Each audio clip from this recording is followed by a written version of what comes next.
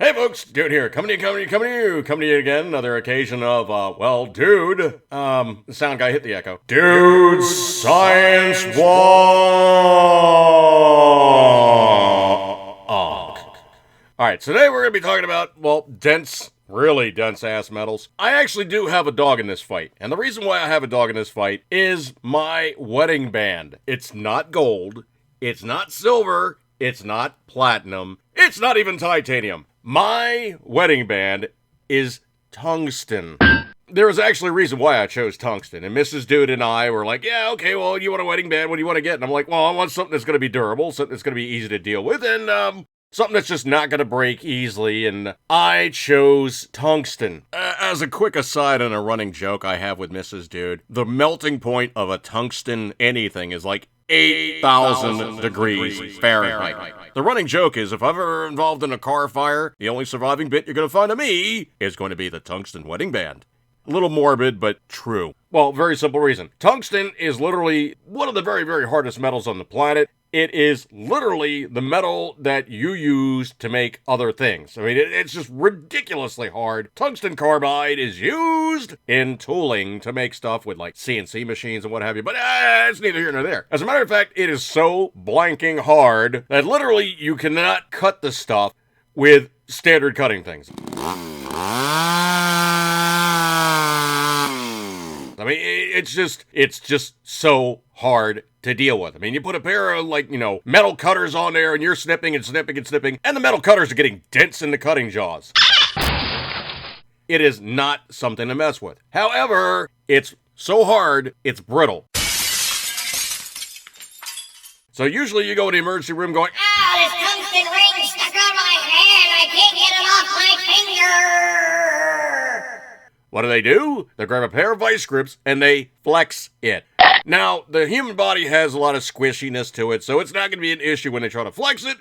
Tungsten does not like to flex. You dick! And when you try to do that, it's simply just... Well, no, sound guy, that wasn't even a good sound effect. We need a good sound effect for flexing it, and when it finally just breaks. That's the sound guy sound effect for a tungsten wedding band breaking. Really? Anyway, so I was looking around heaviest metals, and I got something, wild here at my butt. Basically what it is you flex the things and they shatter, okay? They're so hard they just break. Titanium smushes and moves around. Tungsten shatters. Sound guy, how many times do I have to tell you to stop blowing windows out in the studio? So annoying. It's number 9 on the Mohs hardness scale. Diamonds are a 10. Now, is there anything harder than tungsten? Why, yes. Yes, there is. And I was just looking it up earlier and it jumped to mind, and the nastiest little thing I could find is a metal called Neptunium. You're talking about the planet Neptune, or you're talking about the guy in the ocean, Neptune. And looking on Google now, they say it's a ductile, silvery, radioactive metal. And Neptunium forms in numerous chemical compounds. Neptunium occurs naturally in Earth, being present in minute quantities in uranium ore.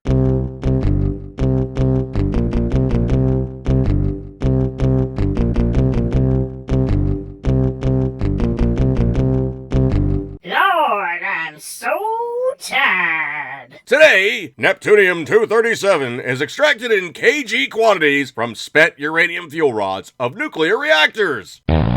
Well, that's not the whole rest of the story. You're like, oh man, this stuff's badass. It's ridiculously heavy. You can do all kinds of cool stuff with it. No, you can't. Neptunium-237 is in devices for detecting high-energy neutrons.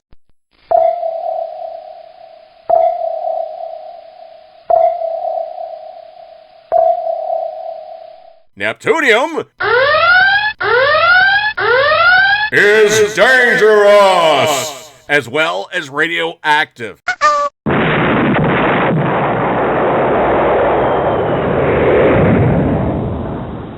It's also pyrophoric. What does that mean?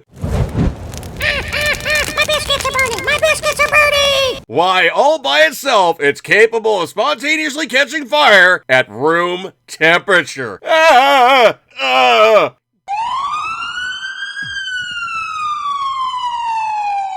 So Neptunium was discovered in 1940 by Edward McMillan and Philip H. Abelson at the Berkeley Radiation Laboratory in California.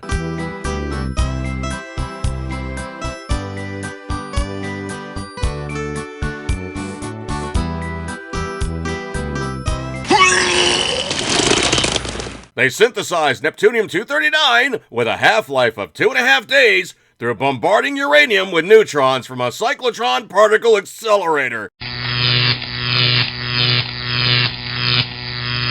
Yeah, I wouldn't mess with this crap. Anyway, so it's ridiculously heavy, nasty, icky stuff that tends to go kablooey.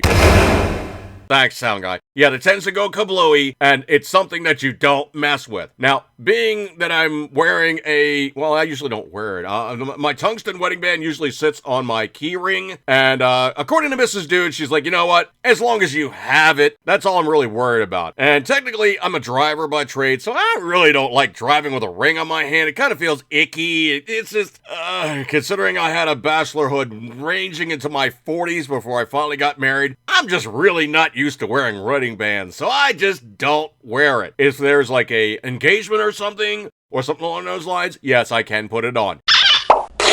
Yes, it is not my normal size of ring. Considering how hard it is to cut off a tungsten wedding band, it is a half size larger, just in case. Alright folks, so if you find yourself in a nice big pile of Neptunium, watch out, because potentially it could just go.